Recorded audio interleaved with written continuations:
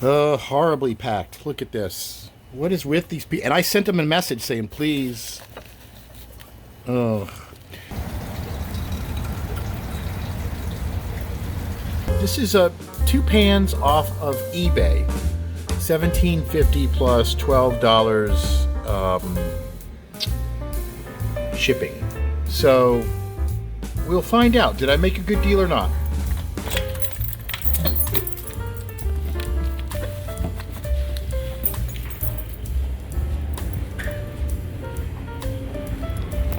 All right, here we go. This is a package I picked up today. I kind of don't like that. That's worrisome that you can hear metal on metal. This was an eBay auction, and I kind of, I guess I impulsively bid on. So let's see what we got. Horribly packed. Look at this. What is with these people? And I sent them a message saying, please. Oh. Anyway, I think this might be something interesting. Let's take a look. A little teeny tiny skillet and a big skillet, but virtually no padding at all. That's kind of disturbing. I don't remember what I paid for this, but it wasn't that much, really. This was another one of those eBay auctions where they didn't really identify the manufacturers of the pan. But look at this little tiny hammered skillet. Oh my god, that is so cute. I don't know what it is, but I saw it and it was just awesome. Look at that. It has a little IV right there. Oh, is that a crack? Does it have a crack? I can't tell. Oh, it might just be a dog hair. That's the problem. Dog hairs cracks. Yeah. These people must have dogs too, because I know I get dog hair and everything, but I just pulled this out of the box. It shouldn't have that many dog hairs on it. Alright, I don't think this has a crack in it. Look at that! Is that the cutest thing ever? I don't know what... I don't know. I mean, it's a little too big to be a toy thing. I guess it could be an ashtray. I don't know what it is. That is too cute. Okay. Let's see what we got here. Again, look at this very poor packing. It's unfortunate. Any cracks? Any cracks?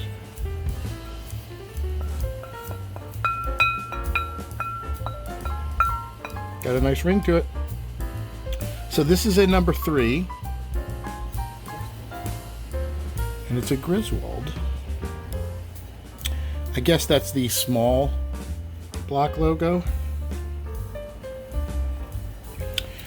And it looks like it will sit flat. It looks nice and flat. Look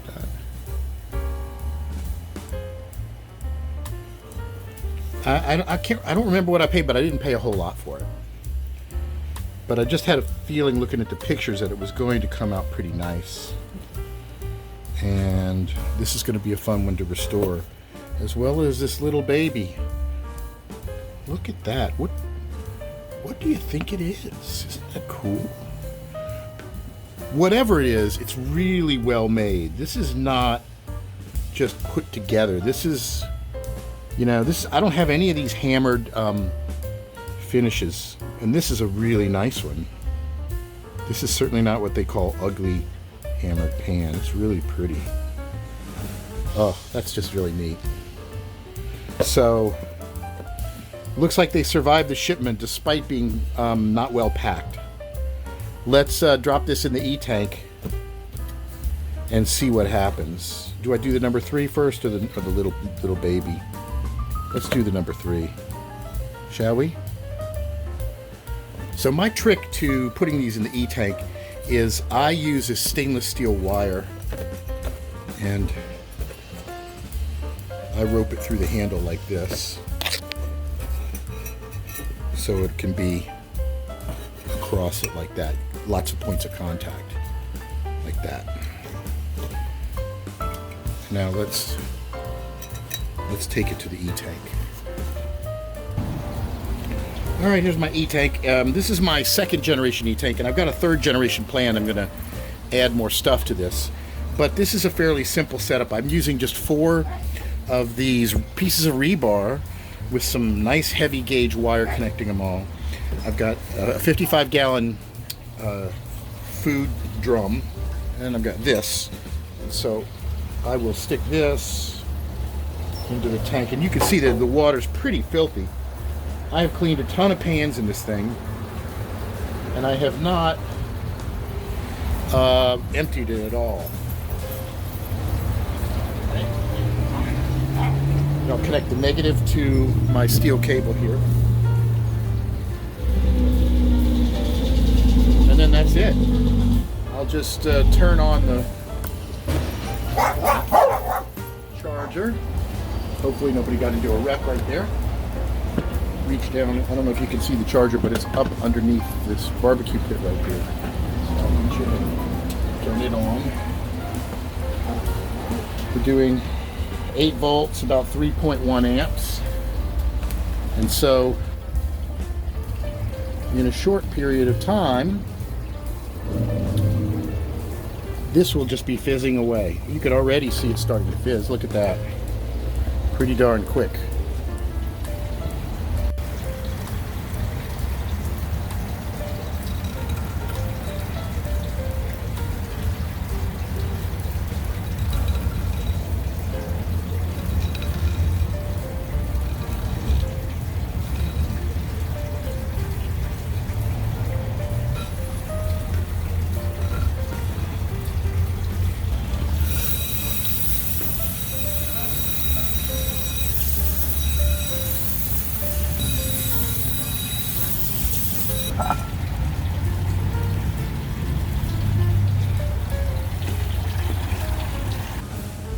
All right, here is our number 3 Griswold that I got from this eBay auction. Here's the little mini pan. I haven't cleaned that up yet. I did wipe it down a little bit. I'm looking forward to getting this one clean too. It's really pretty. But take a look at this guy. This came out just lovely. Really beautiful pan. Just no marks on it hardly at all. Super duper smooth. Really beautiful. Just a beautiful, beautiful number 3. The seasoning just went right off of it in the E-tank. So I'm gonna put some grapeseed oil on it right away before it starts to flash rust. I just basically did that. And by the way, I do have some like fancier stuff. I've got this Easy Beasy stuff, and I've been playing around with that. I'm gonna do a video on that. I'm not necessarily convinced that it's what I want to use all the time for cast iron, and I'll go into that in another video. I have my own opinions about what types of oil should be used, and I'm still learning and I'm still experimenting, so I reserve the right to change my mind as I go and as I learn more. I'm trying to find the easiest way to season, but also that creates the best non-stick surface. A lot of people, I guess, they just do these, and a lot of times they just sit them out. You know, they don't use them a lot. And I want to be able to season and have it work and stick on the pan. So this came out really beautiful, very lovely. We're gonna get this in the oven and take it from there.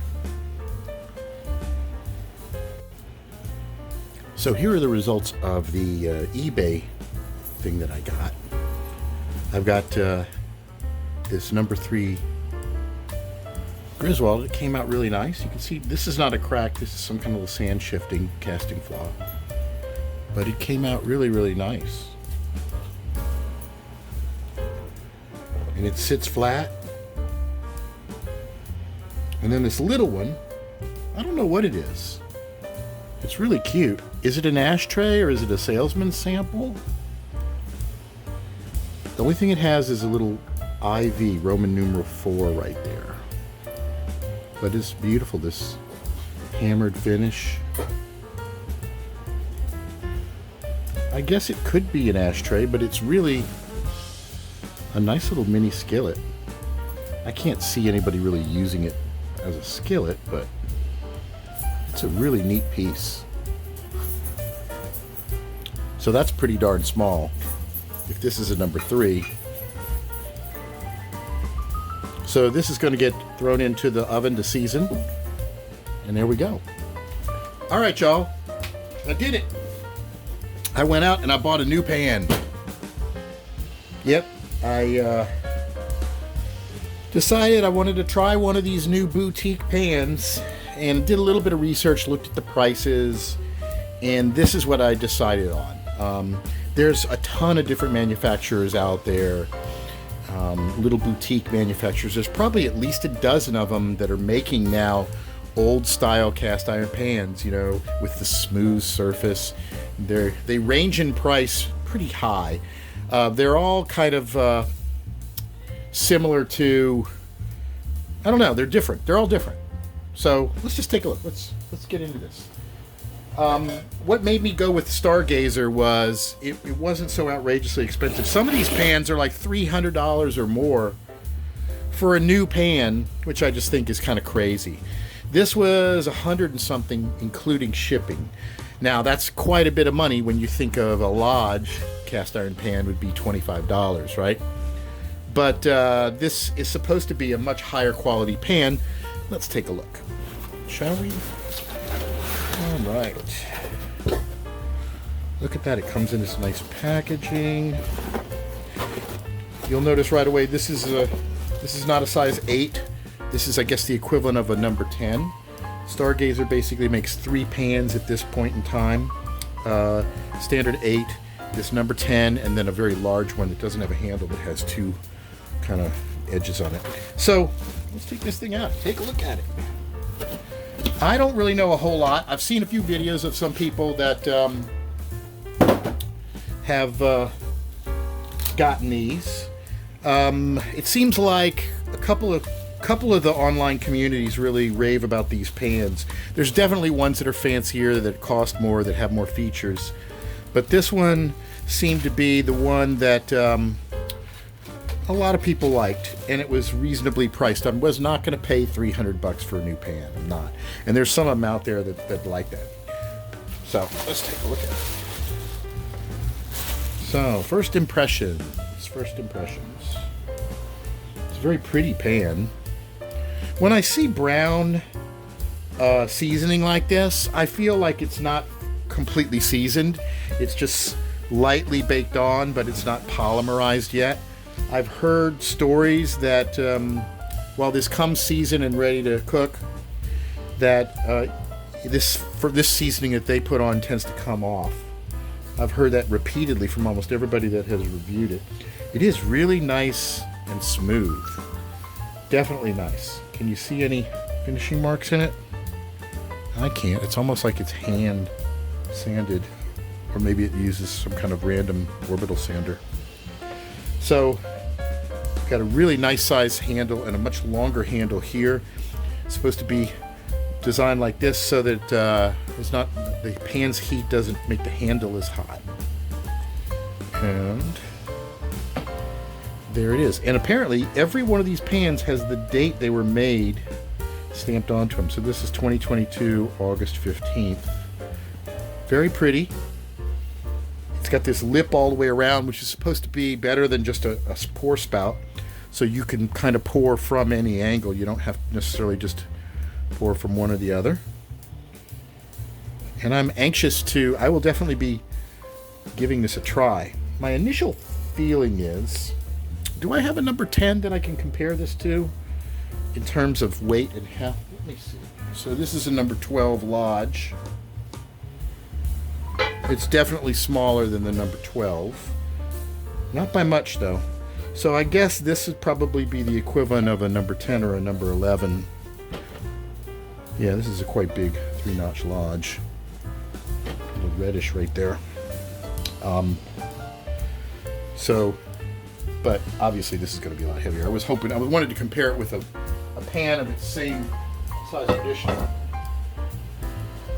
So it's heavy, but it's not too unwieldy. And with the other hand, the handle looks to me like a well-designed pan.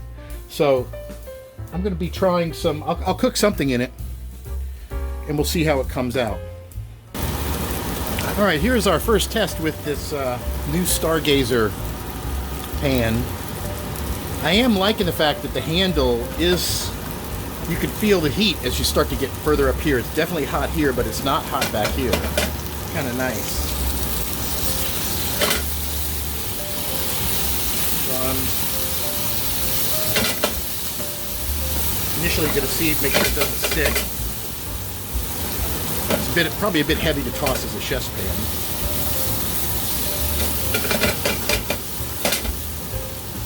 So what I've got here is I sliced up a small red onion, and I took one potato, peeled it, cut it into cubes, threw it into a Ziploc bag with some spices, a little pinch of flour, paprika, salt, pepper, Cajun seasoning, garlic powder, and then just throwing this in here and just letting it kind of all do its thing.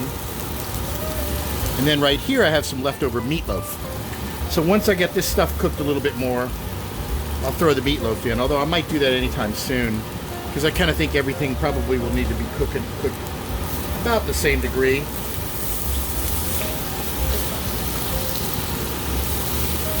I could probably use a little bit more oil in here, but I'm hoping that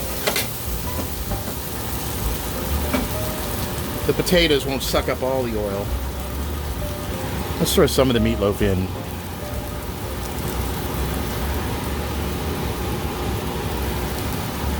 The oil I'm using is some ghee, which is clarified butter.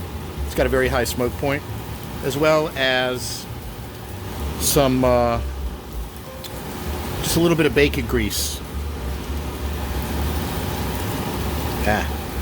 Put it all in. What the hell? So let that kind of cook up a little bit. It's on medium-high heat. I have no doubts that this is not as non-stick as it should be. So we're going to see after this initial test. I can already feel there's definitely some stickage, but it doesn't look too bad. One of the keys is you don't want to stir this stuff too much. You want to let it cook, and you want to let it caramelize, and that'll kind of unstick it from the pan. If it just heats up or the pan gets too hot, it'll stick to it, or you'll just mush it all around. So I'm just going to kind of shake a little bit, and you'll see some spots don't move and some spots do. There we go. Now everything's kind of moving around. That's what I want. I don't want to stir it too much. Let it cook, get a little brown and crispy on one side. I'll see if I can do the toss, but I do like this handle. It really does not get the heat too much on it, and I know that's hot. And you can see I got a nice sized flame down there.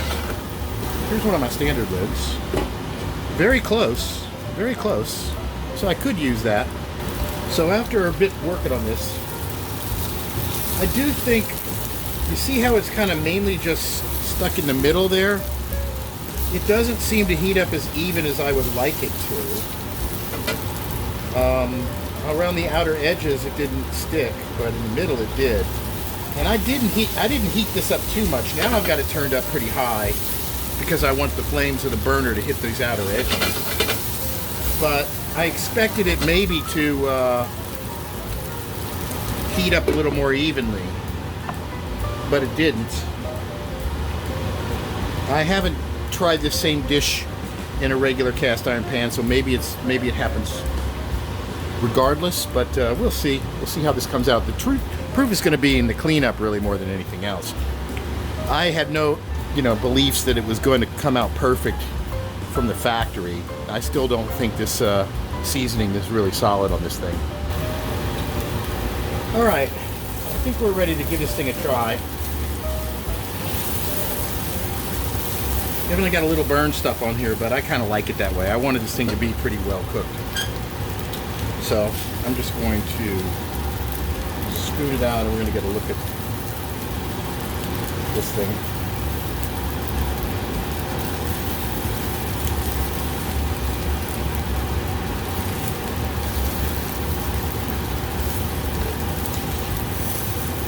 I like how the handle is still warm, but not too warm that you can't mess with it. That is really nice. I know with a traditional pan, I would definitely not be able to do that. That's clearly a superior design with this handle. Now, I didn't really try to scrape on it, and I'm not using a metal utensil. I know a lot of people will use metal utensils. I really don't want to do that. I don't want to mess with this thing when the seasoning is so light on it. So let's take this over to the sink and deglaze it while it's hot and see what happens.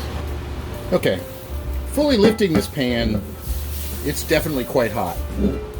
I'm gonna put it right here in the sink for a minute. So deglazing is one way you can clean a pan.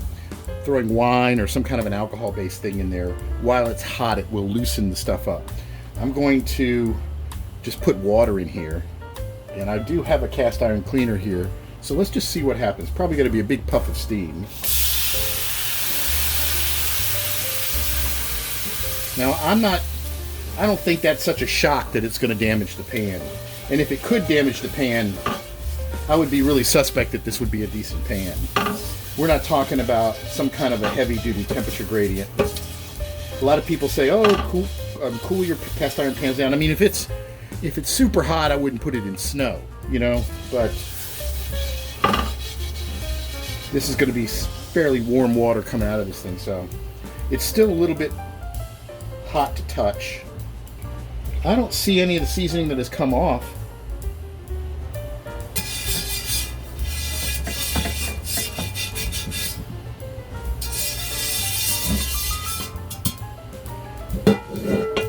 So that's a good sign. I'm going to let this water sit in it just to help it cool. And then I'm going to go eat. We're going to come back to this. Yummy. This is good.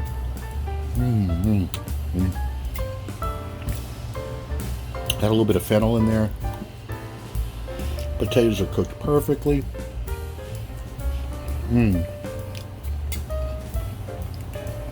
I should do this more often.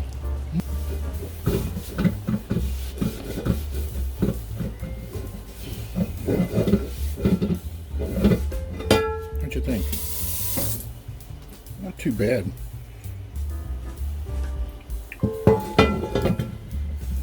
Some of the seasoning might have come off a little bit. Not a whole lot, but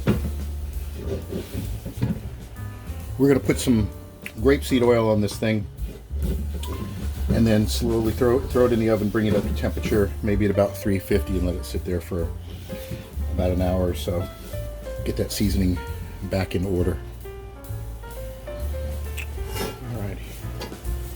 A little coat of grapeseed oil on it.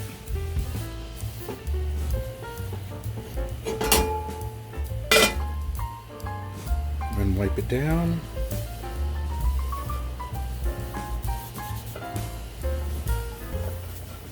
I'll tell you, this thing sure does feel smooth. It's really nice. I'm very impressed with the finish. I'm curious to see how durable it's going to be. You never know. I think most of these modern pans, and you know, they promote it as being made of recycled materials, but you just never really know if the quality of the metal is up to par. So we're going to throw this in the oven. Set at 200 right now, and I will slowly bring it up a little bit more.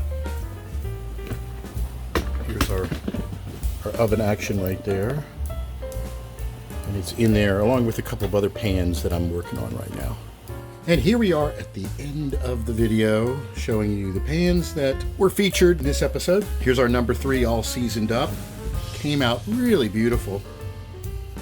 Super smooth inside.